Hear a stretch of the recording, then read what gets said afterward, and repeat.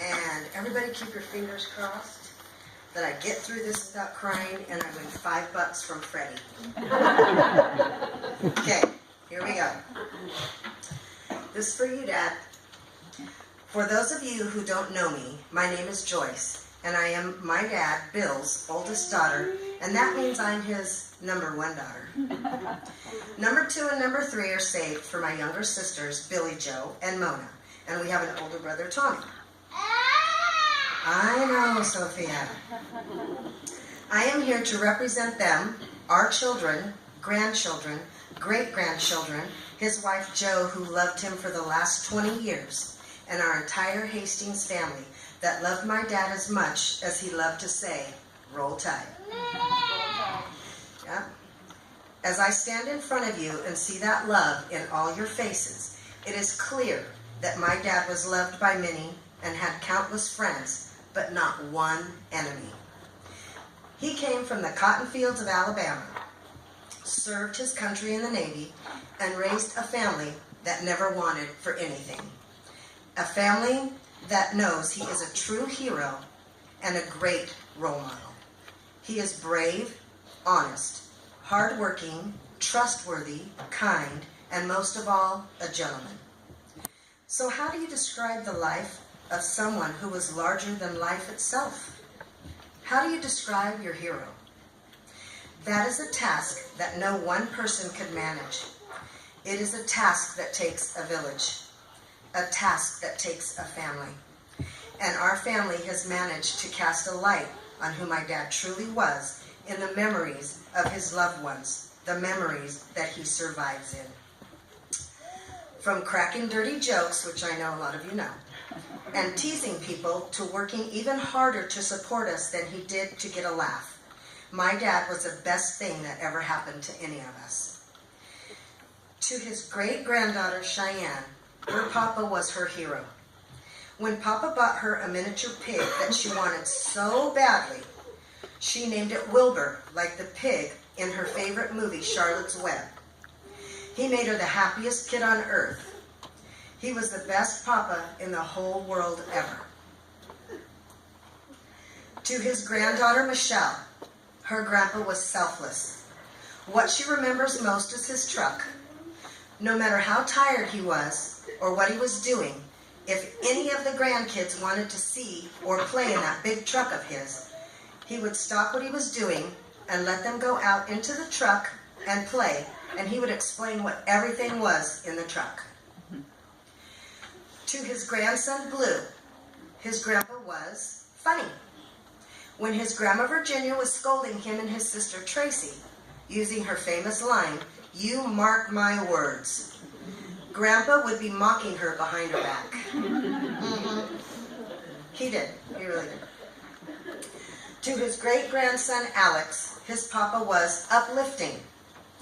When his mother told him that she was divorcing his dad, and he was really upset, he was heading to Hanford with Papa, who was trying to cheer him up and make him laugh.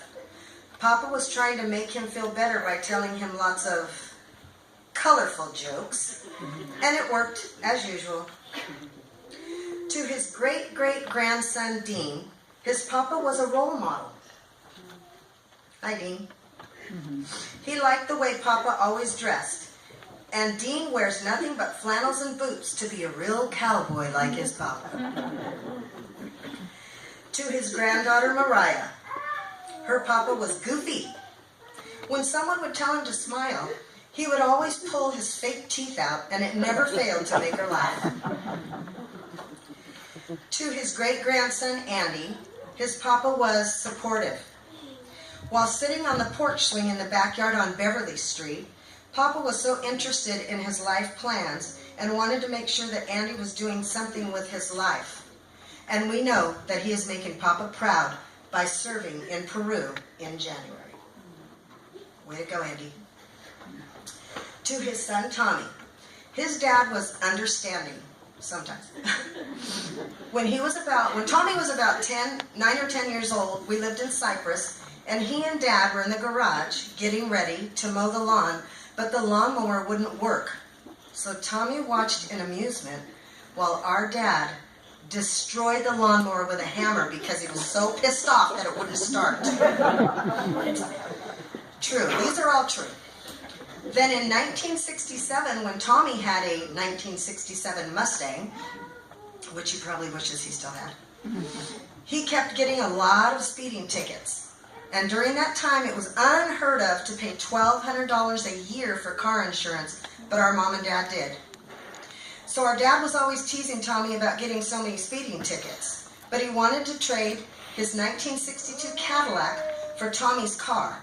And on a Saturday morning, our dad got in the Mustang and drove from Cypress to Red's Rentals in La Habra. And on the way there, my dad got 2 speeding tickets and another one on the way home. After trading pink slips with Tommy, he racked up about 6 or 7 more tickets in a 3-month time frame. My dad. Then our dad gave the car to my mom, who was only 5 feet tall, and because she was so short, he had to put 2x4s on the gas and brake pedals so she could reach it, and it was finally the end of the speeding tickets. That's true, Bookie, huh? My dad had to put blocks on it, yeah. To his granddaughter, Tracy, her grandpa was organized. He would always be drinking coffee, tinkering in the garage, telling the kids they couldn't play or walk on the grass, and they always had to make sure their toys were able to fit inside a taped area in the garage with nothing hanging over or else. To his great-granddaughter, Tatiana, her papa was sneaky. When she was about 4 years old, everyone was at our house on Beverly Street in the middle of an Easter egg hunt. She was looking for the money egg when Papa whispered to her, "Hey, what you looking for?" She told him she was looking for the money egg, and he told her, "Go look in the dog food bag." She yelled, "Thanks, Papa," and ran over and found the money egg. She didn't think he wanted anyone to know he helped her find it, but oh well. To his great-grandson, Bryce, Papa was encouraging. When Papa asked him if he wanted to sit on the donkey, when he was little, he remembers being scared that the donkey would bite him. But Papa said it would be okay and picked him up and put him on the donkey. He just remembers laughing so hard with Papa. To his granddaughter, Misty, her Papa was protective. The last time she saw her Papa, he was asking her, "Whatever happened to that little bastard?" And she said, "Who are you talking about?" And he said, "Don't you remember you came running through the backyard screaming, 'Help me, Papa, help me, he's going to get me.'" And he was talking about Eric Cross, a childhood friend that lived down the road. She also remembers when she was little, Papa would come home from work and always wash down the cement in the backyard. There was a hole in the sidewalk, and a big bullfrog lived there with its family. Papa would call her to come get the frog if it ever came out of the hole, and she would hear him and come running no matter where she was. She would play with it until he was done, and then he would make her put it back in the hole. And so, the smell of wet cement always makes her think of Papa, as well as the smell of cut grass, Wrigley's spearmint gum that he would always chew, him drinking Folgers coffee in the morning, and him fighting to pull his boots off after work. I'm not crying. I have a head cold. Yeah, I do. It's not. I'm taking the $5, Freddie. I don't care. $5. To his granddaughter, Crystal, her Papa was unforgettable. She remembers Papa coming to visit her in Snohomish, Washington, and he slept for 2 days because of the altitude difference. He came another time for Thanksgiving with Bookie and Cheryl, and she remembers he would tell tons of jokes. She always loved the way Papa smelled and the way he used to laugh, and she can still remember it today. Now to the little girl that's been screaming the whole time.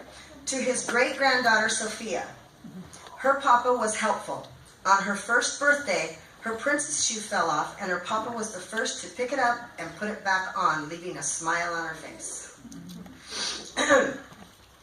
To his daughter, Billy Jo, her dad was a mentor. When she was young, he had her work on cars with him, and she would ask him about something on the cars, and he would always say, "Well, what do you think, Billy Joe?" To his great-granddaughter Kylie, her papa was always there. Her favorite memory of Papa is listening to his stories and being happy every time he was around. No matter her mood or what was going on in her life, all it took was him cracking a joke to put a smile across her face. To his daughter Mona, her dad was everything. Now Mona's asked me to read this reflection of our dad on behalf of her today. Breaker, breaker, 1-9, this is Peanut. Y'all got your ears on? My dad's last turnoff from this convoy he started down here on earth is on to heaven's highway to be reunited with his soulmate for eternity. I just wanted to take this time to share some memories with you. I believe I was around 3 or 4 years old when my mom and I went trucking out of state with my dad to Idaho. I heard my parents discussing my dad's speed and my mom asking him to slow down. I was back in the sleeper with my Fisher-Price toy phone, and I called the cops on it to ask them to come get my dad because he was going too fast.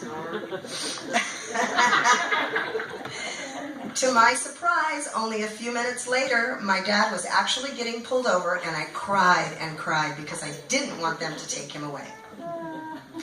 A few things that always remind me of my dad are bologna sandwiches on white bread with Best Foods mayonnaise and barbecue chips stuffed inside, Pepsi in a glass bottle with peanuts at the bottom, buttermilk with Fritos crushed in it, Sanford and Son, Hee Haw, the Jeffersons, the Dukes of Hazzards, and me being the TV remote.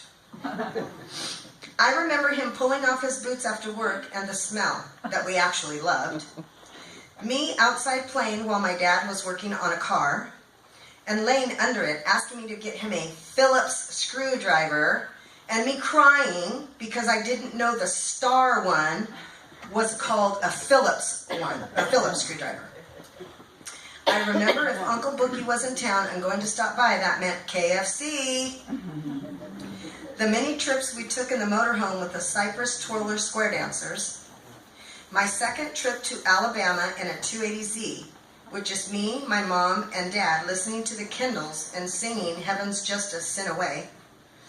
My mom's Morales family reunion and my dad playing horseshoes against my very competitive cousins and winning every time. I remember asking my mom to ride our bikes to the liquor store around the corner to get candy and needing some money. And when she would say no, we would run and find our dad working out in the yard and asking him because he never told us no. I remember learning to drive my Porsche that stayed parked in the garage until my 16th birthday and sitting in it one day with the keys in the ignition and listening to the radio and my dad saying to just start it up, make sure it's in reverse, and to back down the driveway but don't go into the street, and then put it back in first and pull it forward back into the garage, and him saying, don't hit the wall. Did you? No. Okay. Day after day, I would practice and stall it over and over again. Then the day came when he said, okay, try and make it around the block, but don't get caught. I don't think I even had my permit, and he wasn't about to go with me. So I called my friend Shelley, and we made it. Such a great feeling of accomplishment. And the trust he had in me. He believed in me. To my dad, it didn't matter how old I was. He always introduced me as his baby. So I quote from the song Delta Dawn, and some of you younger kids don't know. She was 45 and her daddy still called her baby. My dad loved telling the story of when in 1991 I went to Florida during spring break with my mom and friend Candy. As soon as we landed and got our rental car, I climbed in the driver's seat to drive, and before we even made it to the hotel, I got pulled over for speeding. That must run in the family. They said they clocked me going over 100 miles per hour. That's from your brother. But wrote me up for much less, even though I was from California. My dad always listened to Buck Owens and the Buckaroos or the Four Seasons Christmas music. And Christmas just won't be the same without you, Dad. Not many people can say their father helped raise their husband But my dad was the perfect example for my husband, Freddie. Not me, remember, I'm talking for Mona. Okay. He knew how spoiled I was and exactly what he was getting into, and I have to say that he learned quite well from my father. I had a message on my phone in one of the first few days after my dad passed away from my friend Patty. She was one of his favorites, saying everyone always knew I was his spoiled, rotten princess. And I know without a doubt that my dad's home now, because if you want to walk the heavenly streets of gold, you've got to know the password. Roll, Tide, roll. Thanks for teaching me the password, Dad. With love, your baby and Peanut. Over and out. So, how do you celebrate that amazing life? How do you honor that unforgettable legacy? No man was more loved, looked up to, or respected than my dad. I remember when I was young, and he would be on the road in his truck, and we would be so excited to receive a postcard from whatever state he was in at that time. We missed him so much, we made him promise that whenever he got home, no matter what time of night it was, that he would wake us up by kissing us on the cheek to let us know he was home. And now I know now that when I wake up in the middle of the night missing him, it is him kissing my cheek, telling me he is finally home and missing me just as much as I miss him. I am not sure any of us know how to go through life without our invincible hero, our best friend, our dad, our grandpa, our papa. But we know that you are home, Dad, finally home with your soulmate, our mom, forever holding her and together watching over all of us, bringing us peace, strength, and support, just as you always did when you walked this earth with us. And lucky for me, you brought me more than love and support. You brought me the best of both worlds. The looks and voice of Mom, that's what I've been told, and the personality and curly hair from you, Dad. You are our role model, and we will do our best to honor the incredible legacy and family you have left behind. And we can be at peace knowing you are free of pain and confusion, and are most likely square dancing with my mom as we speak. Losing my dad is one of the hardest things this family has had to overcome. But as our papa would say, we were rolling then, and we're still rolling now. Roll Tide. Thank you, everyone.